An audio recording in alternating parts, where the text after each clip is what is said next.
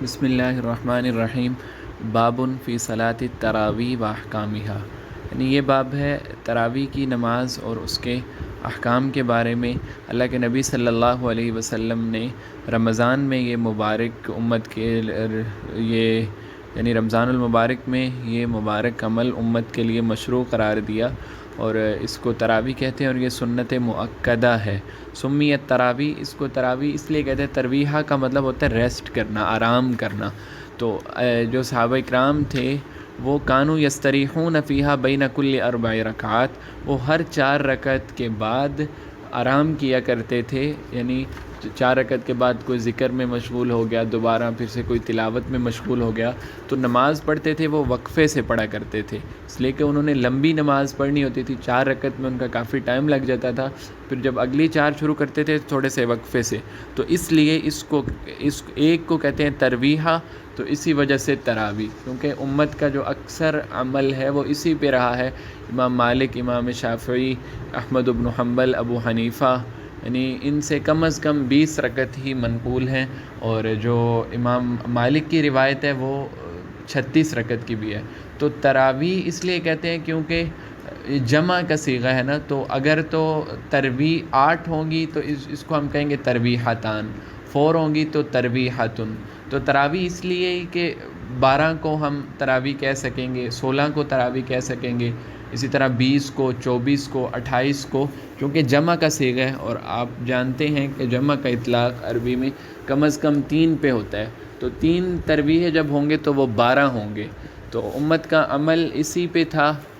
اور حضرت عمر رضی اللہ عنہ نے سب کو 20 تراویح پہ جمع کیا، تو اسی وجہ سے یعنی اس جو لفظ ہے اس سے پتہ چلتا ہے کہ یہ تراویح ہے۔ باقی جو تعداد کا ایشو ہے اس کو پھر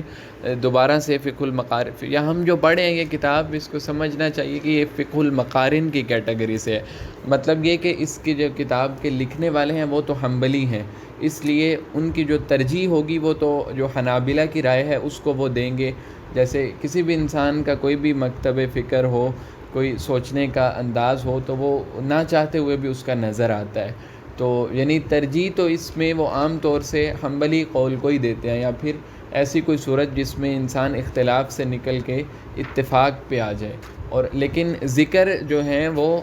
اکثر مذاہب کرتے ہیں، ضروری نہیں سارے ذکر کریں، لیکن علماء کا اختلاف ذکر کرتے ہیں، اور یہاں جو اس کتاب کے پڑھنے کا مقصد ہے وہ بھی یہی ہے کہ ہمیں جو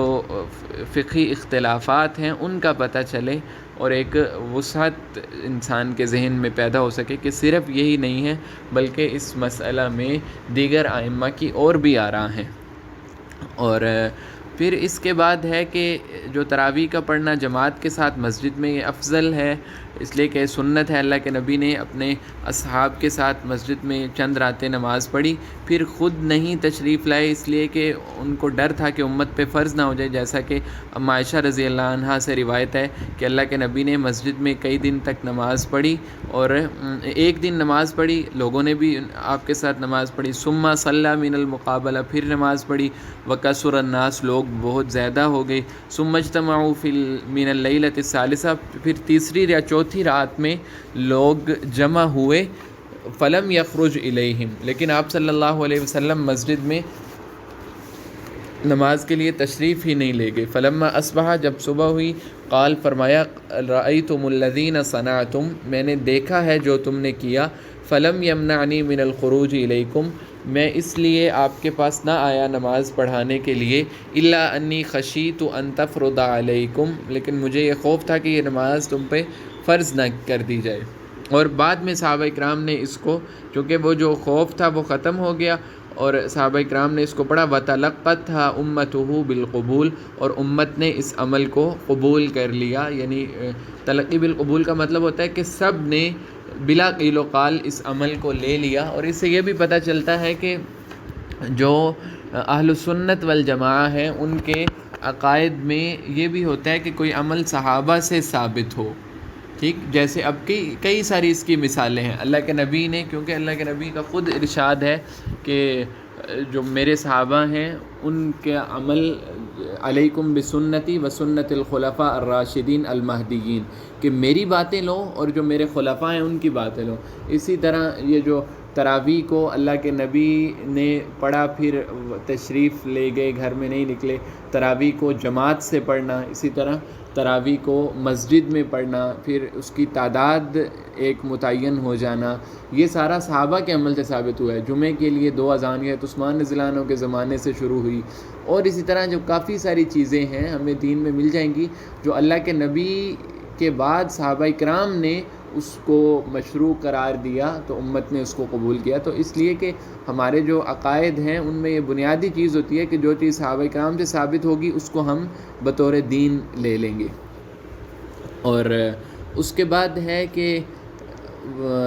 یعنی اس کی احادیث ہیں تراویح پڑھنے کی فضائل کے بارے میں، کہ جب انسان امام کے ساتھ نماز پڑھے حتیٰ ینصرف، جہاں تک کہ امام فارغ ہو جائے، کتب لہ قیام لیلۃ، اس کو قیام اللیل کا ثواب ملے گا، اور جس نے رمضان میں قیام کیا ایمان اور احتساب کی نیت سے، اللہ تعالیٰ اس کے سارے گناہوں کو معاف فرما دیں گے۔ اور یہ صحیح احادیث ہیں، یہ ثابت ہیں۔ اور جہاں تک تعداد کا تعلق ہے تراویح کا، تو کہتے ہیں اس میں وسیع ہے۔ ابن تیمیہ رحمہ اللہ، یہ بھی حنبلی عالم ہیں، ان کا کہنا ہے کہ انسان کو اختیار ہے کہ 20 رکعت پڑھے، جیسا کہ امام احمد بن حنبل کا مذہب یہی ہے اور امام شافعی رحمہ اللہ کا مذہب بھی یہی ہے۔ وَلَهُ أَن يُصَلِّيَ سِتًّا وَثَلَاثِينَ، اور یہ بھی انسان کو اختیار ہے کہ 36 رکعت پڑھے، جیسا کہ امام مالک رحمہ اللہ کا مذہب ہے، اور یہ بھی اس کو اختیار ہے کہ وہ 11 رکعتاً 11 رکعتیں پڑھے، اور 13 رکعتاً 13 رکعتیں پڑھے، اور یہ سب درست ہے۔ اور فَيَكُونُ تَكْسِيرُ الرَّكَعَاتِ أَوْ تَقْلِيلُهَا بِحَسَبِ طُولِ الْقِيَامِ وَقَصْرِهِ، تو یہ جو رکعات کا زیادہ اور کم ہونا یہ قیام کے لحاظ سے ہوگا، یعنی اگر کوئی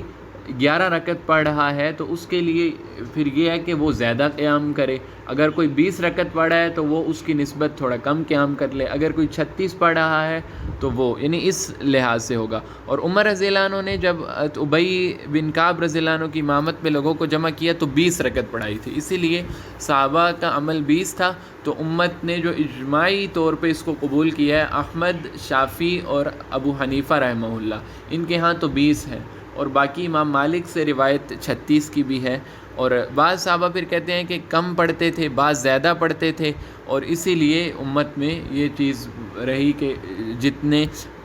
کوئی آسانی سے پڑھ سکے۔ اور اصل چیز اس میں یہ ہونی چاہیے کہ انسان خشوع و خضوع سے نماز پڑھنے کی کوشش کرے، اور صلاۃً یعنی کہتے ہیں کہ یہاں سے تنبیہات ذکر کر رہے ہیں کہ بہت سے مساجد کے ائمہ ہیں جو تراویح تو پڑھتے ہیں لیکن نہ اس کو سمجھ کے پڑھتے ہیں، نہ رکوع اور قیام میں اطمینان ہوتا ہے، بس یہ ہوتا ہے کہ ہم نے یہ 20 رکعت پوری کرنی ہے جلدی سے جلدی، اور بلکہ بعض جگہوں پہ تو والعیاذ باللہ مقابلے کی کیفیت سننے میں آئی ہے کہ فلاں امام 40 منٹ میں ختم کرتا ہے تو میں نے آج 35 میں ختم کر کے دکھانی ہے۔ تو یہ چیزیں ٹھیک نہیں ہیں، بلکہ انسان کوشش یہ کرے کہ اس کے ذریعے میں نے اللہ کا قرب حاصل کرنا ہے، اور قرات میں طمانینت ہونی چاہیے اور جلدی نہ ہو۔ اور اسی طرح ترتیل قرآن سرعت سے افضل ہے، یعنی یہ بھی نہیں کہ اگر انسان کو یہ ہے کہ اجازت کی حد تک یہ ہے کہ ترتیل سے پڑھ سکتا ہے، یعنی ترتیل کا مطلب یہ ہے کہ قرآن پڑھے، تیز بھی پڑھ سکتا ہے، لیکن یہ کہ ایسا تیز نہ ہو جس سے حروف کی اور حرکات و سکنات کی سمجھ ہی نہ آ رہی ہو۔ لا يحصل معها اسقاط شيء من الحروف، کوئی بھی حرف، کوئی بھی حرکت یہ ساقط نہ ہو، یعنی واضح طور پہ سمجھ آئے تو اس کی اجازت ہے۔ فإن اسقط بعض الحروف لأجل السرعة لم يجوز ذلك، اگر بعض حروف ہی رہ رہے ہیں جلدی کی وجہ سے تو پھر کہتے ہیں یہ ٹھیک نہیں ہے۔ اور اللہ رب العزت نے مذمت بیان کی ہے ان لوگوں کی جو قرآن کو پڑھتے ہیں لیکن سمجھتے نہیں، کوشش نہیں کرتے، سمجھتے نہیں ہیں۔ ومنهم امیون لا يعلمون الکتاب الا امانی،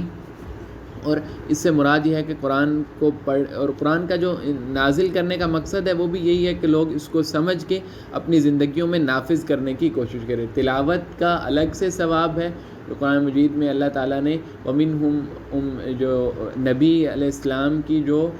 بعثت کے مقاصد بیان کیے ہیں ان میں ایک بڑا مقصد یہ بھی ہے کہ وہ قرآن کی آیات کی تلاوت کر کے امت کو وہ دیتے تھے، تو یہ ہے کہ صرف تلاوت کرنا یہ بھی ایک الگ سے عمل ہے، لیکن جو اصل نزول قرآن ہے اور جو چیز جس کے لیے ہر کسی کو کوشاں رہنا چاہیے اور محنت کرنی چاہیے وہ یہ کہ میں قرآن سمجھ کے پڑھ سکوں، تو تراویح میں بھی حتی الامکان یہی کوشش ہونی چاہیے۔